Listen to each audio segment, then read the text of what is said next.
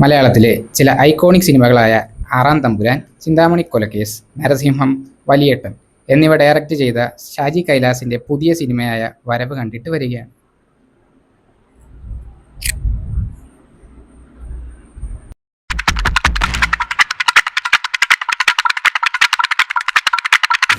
Hi guys, അപ്പോൾ once again welcome back to Cine Police. ഇന്ന് ഷാജി കൈലാസിന്റെ വരവ് കണ്ടിട്ടാണ് വന്നിരിക്കുന്നത്. വരവല്ല, ഇത് പോക്ക്. നേരെ ഓപ്പോസിറ്റ് ആയിട്ടാണ് തോന്നിയത്. ഡയറക്ടറിന്റെ കൂടെ ചേർത്ത് പറയേണ്ട ഒരു പേരും കൂടെ ഉണ്ട്, AK സാജൻ, ഇതിന്റെ റൈറ്റർ. രണ്ടുപേരും സൂര്യയുടെ 24 വാച്ച് എടുത്തിട്ട് തിരിക്കുക. അല്ലെ കാണണം, ഒന്നെങ്കിൽ ഞങ്ങളെ അല്ലെങ്കിൽ നമ്മളെല്ലാവരെയും പാസ്റ്റിലേക്ക് കൊണ്ടുപോവുക, അല്ലെങ്കിൽ അവർ വണ്ടി പിടിച്ച് അങ്ങോട്ടോ ഇങ്ങോട്ടോ കാണുന്ന പ്രേക്ഷകരോ അങ്ങോട്ട് പോവുക, അല്ലെങ്കിൽ അവർ ഇങ്ങോട്ട് വരെ ചെയ്യേണ്ടി വരും. അല്ല, ചിലപ്പോ ഈ സിനിമ എൻജോയ് ചെയ്യാൻ പറ്റുള്ളൂ. 1999 കഥയൊക്കെ ഇത്. ഗോഡ് ഫാദർ തൊട്ട് നമ്മൾ കണ്ടുവരുന്ന കഥ തന്നെ. ഏതോ ഒരു കഥ. പിന്നെ ഈ ക്രിസ്ത്യൻ കുടുംബം, ഹൈ റേഞ്ച്, അവിടെ നടക്കുന്ന ചില പ്രതികാരങ്ങൾ, ഫ്രഷ് കണ്ടന്റല്ലേ, വൺ ഫ്രഷ് കണ്ടന്റ്. ഇത് ഈ അടുത്തൊന്നും മലയാളത്തിൽ ഇങ്ങനത്തെ സിനിമയൊന്നും കണ്ടിട്ടുണ്ടാവില്ല. മലയാളത്തിൽ തന്നെ ഇങ്ങനത്തെ സിനിമകളൊന്നും ഇല്ല. അതുകൊണ്ട് തന്നെ തിയേറ്ററിൽ നന്നായിട്ടിരുന്ന് എൻജോയ് ചെയ്യാൻ പറ്റി. ഇതിന് വലിയ സ്പോയിലറോ അങ്ങനെ ഒന്നും ഇല്ല, നമുക്കറിയാം സിനിമ തുടങ്ങണതിന് മുമ്പ്. എന്നാലും അവർ തിയേറ്ററിൽ പോയി കണ്ടാലും പോയിക്കട്ടെ. അപ്പൊ ഇതിനകത്ത് അഭിനയിച്ചേക്കണുണ്ടല്ലോ, ജോജു, അർജുൻ അശോകൻ, ദീപക്, സാനിയ അയ്യപ്പൻ, അസീസ്, പിന്നെ കുറെ പേരുണ്ട്.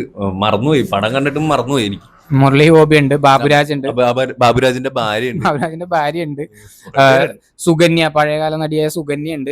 പുള്ളിക്കാരി ഇതിനകത്ത് ഏറ്റവും മൊണ്ണ ക്യാരക്ടർ പുള്ളിക്കാരിക്കാണ് കൊടുത്തേക്കണം. അപ്പൊ അതുകൊണ്ട് എന്തായാലും അടിപൊളിയായിട്ട് ചെയ്തിട്ടുണ്ട്. 500 രൂപയുടെ അഭിനയം, 10 രൂപയുടെ ഡബിംഗ് ഇതിനകത്ത്. അത് നൈസായിരുന്നു. പിന്നെ പ്രത്യേകിച്ച് ഇതിനകത്ത് ഇത്ര ആൾക്കാരുണ്ടെങ്കിലും ഉണ്ടല്ലോ, ഇവർക്ക് ഒന്നുമില്ല അഭിനയിക്കാൻ, ചുമ്മാ ഒരു ഇടി മാത്രമേ ഉള്ളൂ. സിനിമ തുടക്കം തൊട്ട് അവസാനം വരെ ഇടി. കുറച്ചിടി അടുത്ത പടത്തിലേക്ക് മാറ്റിയിട്ടാലും ഇതിലൊരു ലോഡ് ഇടി ഉണ്ടാവും. അപ്പൊ അതുകൊണ്ട് തന്നെ ഇതിനകത്ത് ഇപ്പൊ ഒരു ലോഡ് സ്റ്റണ്ട് മാസ്റ്റേഴ്സും ഉണ്ട്. മാഫിയ ശശി, സ്റ്റണ്ട് സിൽവ, കാലെ കിങ്സ്റ്റൺ, പിന്നെ ഉണ്ട് കുറെ പേര്. അപ്പൊ ഇവരെയൊക്കെ വെച്ച് കുറെ ഇടി ഉണ്ടാക്കിയിട്ടുണ്ട്. ബട്ട് ഇമ്പാക്ട് ഒന്നുമില്ല. പിന്നെ ഇതിന്റെ ഇടയിൽ കൂടെ സാം CS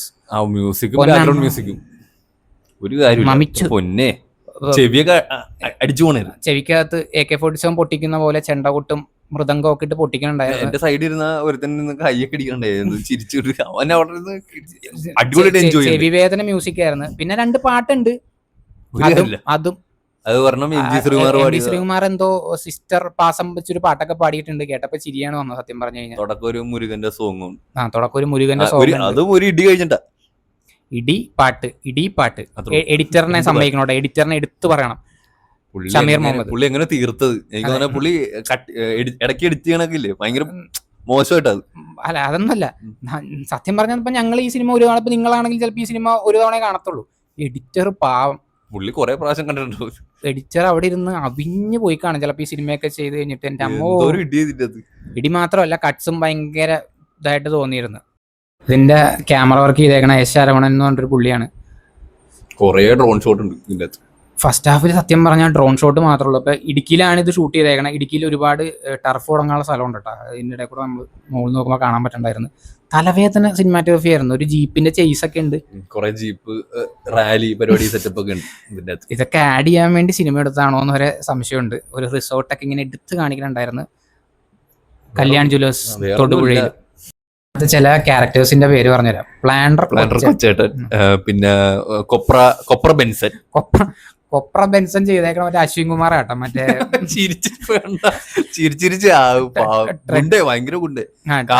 കാപ്പ കേസിൽ തൃശ്ശൂരിൽ നിന്ന് കടത്തി ഇടുക്കിയിൽ വന്ന് കൊപ്ര ഉടക്കാൻ ഇട്ടേക്കണ പോലെ കിടക്കുന്നുണ്ടായിരുന്നു.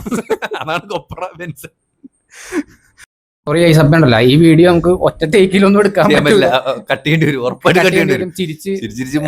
ചിരി വരും. അതെ, സിനിമ കണ്ടപ്പോഴും ഞങ്ങൾ ഇതിലും വലിയ ചിരിയായിരുന്നു തിയേറ്ററിൽ കിടന്നുണ്ട്. കുറെ പേര് ചിരിക്കുന്ന കണ്ടായിരുന്നു കേട്ടോ. ഇത് ഞങ്ങൾ മാത്രം അവസ്ഥയൊന്നും ആയിരുന്നില്ല.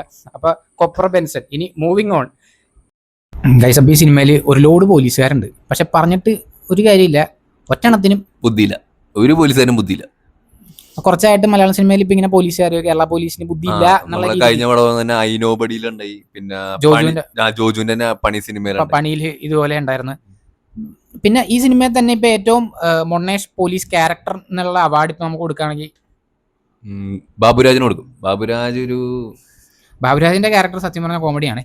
ഫസ്റ്റ് ഹാഫിലൊക്കെ വന്നിട്ട് വീട്ടിൽ കയറി വാറന്റ് ഒന്നും ഇല്ല എന്നൊക്കെ പറഞ്ഞ് കയറി വന്ന് എന്തൊക്കെയോ ചെയ്തിട്ടൊക്കെ പോകണ്ടായിരുന്നു. അപ്പൊ അപ്പോഴും മനസ്സിലായി അടുത്ത സീനിൽ എന്തായിരിക്കും നടക്കണത്. പുള്ളി ഒരു മേശയുടെ മുകളിൽ കയറി ഇരിപ്പുണ്ടായിരുന്നു. അപ്പൊ ഞാൻ പറഞ്ഞു ആ മേശ അവിടെ കൊണ്ടുവന്നിട്ട് അത് പറഞ്ഞു. പിന്നെ ഫസ്റ്റ് ഹാഫ് തീർന്നപ്പോഴേക്കും പുള്ളി ഒരു ഇതാവും, അൽഫാം ആവും പുള്ളി. അപ്പൊ ബാബുരാജിന്റെ കേസ് സത്യം പറഞ്ഞ ഇച്ചിരി ഇതാട്ടെ. അപ്പൊ കുറെ നാൾക്ക് ശേഷം പുള്ളി ഇപ്പൊ പടത്തിൽ കാണണം. അപ്പൊ ബാബുരാജിന് ഇപ്പൊ ചിലപ്പോൾ ഒരു പേടി വന്നിട്ടുണ്ടാവും. ഇപ്പൊ ഫസ്റ്റ് ഹാഫ് വരെയല്ലേ ഉള്ളു. ഇപ്പൊ മേ ബി ചിലപ്പോ ഇങ്ങനെ ആയിരിക്കും പറഞ്ഞത്. വാണിവിശ്വാദി ഈ പടത്തിലുണ്ടേ. അപ്പൊ മേ ബി ആ ബാബുരാജും ഡയറക്ടറും തമ്മിലുള്ള കോൺവെർസേഷൻ ഇങ്ങനെ ഉണ്ടാവണം.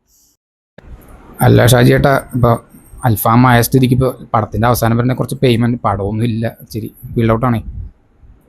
അത് കുഴപ്പമില്ല ബാബു, നമുക്ക് സെറ്റ് ചെയ്യാം. ഇപ്പൊ വാണി വെറുതെ ഇരിക്കുമല്ലേ? വാണി ഇപ്പൊ വെറുതെ ഇരിക്കുകയാണ്. വാണിനെ വെച്ച് നമുക്ക് സെറ്റ് ചെയ്യാം. ക്യാരക്ടർ എന്താ? അത് നിന്റെ കണ്ടിന്യൂഷൻ, ബാബുവിന്റെ തന്നെ കണ്ടിന്യൂഷൻ. അത് കൊള്ളാം. എന്തായാലും സെക്കൻഡ് ഹാഫ് അവിടെ ഫുള്ളുണ്ട്, നമുക്ക് തകർക്കാം. Thank you ഷാജിയേട്ടാ. പിന്നെ നമുക്ക് പൊളിക്കടാ. ബാക്കി വില്ലന്മാരെ പറ്റി പറയാനാണെങ്കിൽ ഇതില് അഭിമന്യു തിലകനുണ്ടേ. അത് മുരളി ഗോപിയുടെ മോനായിട്ട് അഭിമന്യു തിലകനുണ്ട്. പുള്ളിനെ സത്യം പറഞ്ഞു കഴിഞ്ഞാൽ മാർക്കോയിൽ അതുപോലെ തന്നെ വന്നേക്കണേ. മാർക്കോയില് ജീവാഗൻ ആണെങ്കിൽ ഇതിന്റെ അകത്ത് ഡിഫൻഡറിലാണ് പുള്ളി വന്നത്. ഒരു വ്യത്യാസമില്ല, കോസ്റ്റ്യൂം വരെ അതേ സെയിം കോസ്റ്റ്യൂം തന്നെ. അത് തന്നെ മാർക്കോ എന്ന് പറയുമ്പോഴേക്കും അഭിമന്യു ഇത് നല്ല കോസ്റ്റ്യൂം, വാ നമ്മുടെ പടത്തിൽ ഒരു ചെറിയ റോൾ ചെയ്യേണ്ടത് വാ വന്നും പറഞ്ഞു. അതേ സെയിം ഇതുപോലെ തന്നെ. മിനിമം എഫേർട്ട് മാക്സിമം റിസൾട്ട് എന്നാണ് നോക്കിയത്. പക്ഷെ റിസൾട്ടും ഒക്കെ ഇതൊക്കെ തന്നെയായിരുന്നു. അപ്പൊ അങ്ങനെ കുറച്ച് വില്ലന്മാരൊക്കെ എന്തിനു ഈ സിനിമയില്. പിന്നെ മുരളി ഗോപി കുറച്ച് കൊള്ളായിരുന്നു. പുള്ളിയുടെ വെച്ചിട്ട് പുള്ളിയുടെ ശബ്ദവും ഹൈ റേഞ്ച് ഒരു ഇച്ചിരി കനം എന്നുള്ള ചർച്ച് ആ ഒരു ഇതൊക്കെ ഒരു പിടിയൊക്കെ ഉള്ള ടീം ആ ഒരു ലുക്കിൽ കൊള്ളായിരുന്നു. പക്ഷെ ബാക്കിയുള്ള കുറെ പേരുണ്ട്, അവരൊക്കെ ഏതോ സിനിമ വന്നേക്കണ. പിന്നെ ടിപ്പർ ഇതില് ടിപ്പറിന്റെ ഇതും കൂടെ ഉണ്ടേ. അന്യം നിന്ന് പോയ മറ്റേ ടിപ്പർ ഇടി ഉണ്ടല്ലോ കാറിൽ വന്നിട്ട്, അത് നമുക്ക് അറിയാൻ പറ്റും. ടിപ്പർ സ്റ്റാർട്ട് ചെയ്യണതിന് നമുക്ക് അറിയാൻ പറ്റും. ഞാൻ ഇവനോട് പറയാ അതെ ഇപ്പൊ ടിപ്പർ വരും കേട്ടോ. ദീപകിന്റെ കേസൊക്കെ കറക്റ്റ് ഒരു ഇതുമില്ല. അതൊക്കെ നമുക്ക് ഞാൻ ഇച്ചിരി നേരത്തെ ചിന്തിച്ച് എന്തേ നേരത്തെ വരാഞ്ഞത് അങ്ങനെ തോന്നത്തേ ഉള്ളൂ. അതുപോലെയാണ് ഇതില് ടിപ്പറൊക്കെ ഉപയോഗിച്ചേക്കുന്ന രീതികള്. ഫ്രഷ് ഫ്രഷ് അടിപൊളി പരിപാടിയായിരുന്നു. ബാക്കി ഈ ആക്ടേഴ്സ് ഉണ്ടല്ലോ, ഇപ്പൊ ഈ അവരുടെ